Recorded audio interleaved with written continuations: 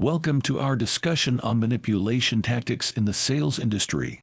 Sales professionals often use various techniques to influence their potential customers to make a purchase.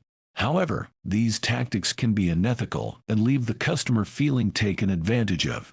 In this discussion, we will go over common manipulative sales techniques, ways to recognize and overcome them, and provide examples and scientific proof to support our claims. One tactic commonly used is the foot-in-the-door technique. This is where a salesperson starts with a small request, such as asking for personal information, and gradually escalates to a larger request, such as asking for a sale. This technique is manipulative because it takes advantage of the customer's tendency to comply with small requests in order to comply with larger requests later on. This phenomenon is known as the foot-in-the-door effect, and it's been studied by psychologists for decades. A study published in the Journal of Personality and Social Psychology found that people who comply with a small request are more likely to comply with a larger request later on. To avoid falling prey to this tactic, it's important to be mindful of the initial small request and think carefully before providing any personal information. A good way to do this is by asking yourself, what is the salesperson's ultimate goal? Or what does the salesperson want me to do? And make a decision based on that. Additionally, you can also politely decline the initial request and see how the salesperson reacts. If they continue to pressure you or try to escalate the request, it's a sign that they are using the foot-in-the-door technique. Another tactic is the door-in-the-face technique, which is the opposite of the foot-in-the-door technique. A salesperson starts with a large request and then escalates to a smaller request. For example, a salesperson may ask for a large purchase up front, and then when the customer declines, they may ask for a smaller purchase. This technique is manipulative because it takes advantage of the customer's tendency to feel guilty for declining a large request and then more likely to comply with a smaller request. This phenomenon is known as the door-in-the-face effect, and it's been studied by psychologists as well. A study published in the Journal of Applied Social Psychology found that people who decline a large request are more likely to comply with a smaller request later on. To avoid falling for this, it's important to be aware of the large initial request and remember that you have the right to decline any request that makes you uncomfortable. It's also important to consider if the smaller request is something that you actually want or need. Additionally, you can also politely decline the initial request and see how the salesperson reacts.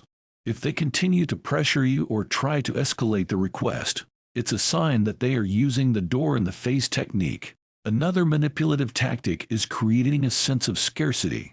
Salespeople create a sense of urgency by claiming that a product or service is limited or in high demand. For example, a salesperson may claim that a product is only available for a limited time or that there are only a few units left. This technique is manipulative because it creates a sense of urgency and pressure for the customer to make a purchase. This phenomenon is known as the scarcity principle, and it's been studied by behavioral economists. A study published in the Journal of Consumer Research found that people are more likely to value and desire a product when it's perceived as scarce. To avoid falling for this, it's important to be aware of any claims of scarcity and do your own research before making a purchase. Ask yourself if the product is truly limited or if the salesperson is exaggerating the scarcity to create a sense of urgency. Additionally, consider if the product is something that you truly need or want, or if you are only purchasing it because of the perceived scarcity. You can also research the product online or ask for a rain check if it's truly out of stock. It's also important to remember that if a product is truly scarce, it's likely that other sellers will have it in stock as well. Finally, there's the bait-and-switch technique. Salespeople lure customers in with a low-priced item or service and then attempt to sell a more expensive item or service. For example, a salesperson may offer a free trial of a product and then try to sell a more expensive version of the product after the trial period. This technique is manipulative because it takes advantage of the customer's trust and willingness to try a low-priced item or service. To avoid falling for this, it's important to be aware of any free trials or low-priced items and read the fine print before making a purchase. Pay attention to any hidden fees or automatic subscription renewals that may come with the free trial. Additionally, research the product online and compare prices to see if the more expensive version is truly worth it. It's also important to remember that you have the right to cancel any subscription or trial at any time and not be charged. If a salesperson pressures you or tries to make you feel guilty for canceling, it's a sign that they are using the bait and switch technique.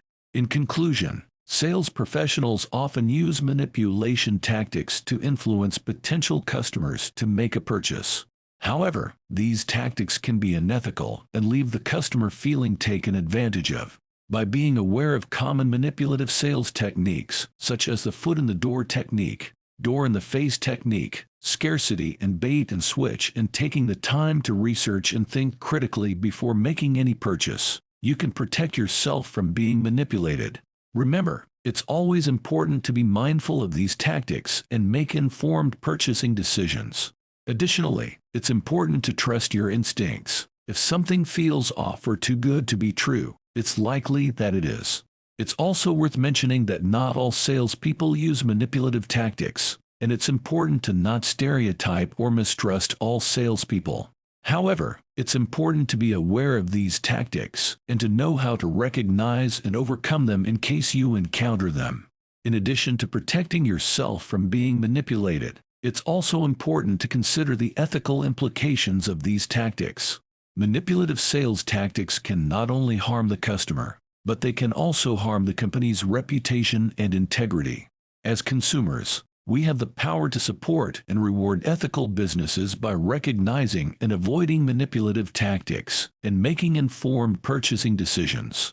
Thank you for joining us in this discussion on manipulation tactics in the sales industry. Remember to always be aware of manipulative sales tactics, trust your instincts, and make informed purchasing decisions. We hope you found this discussion informative and helpful.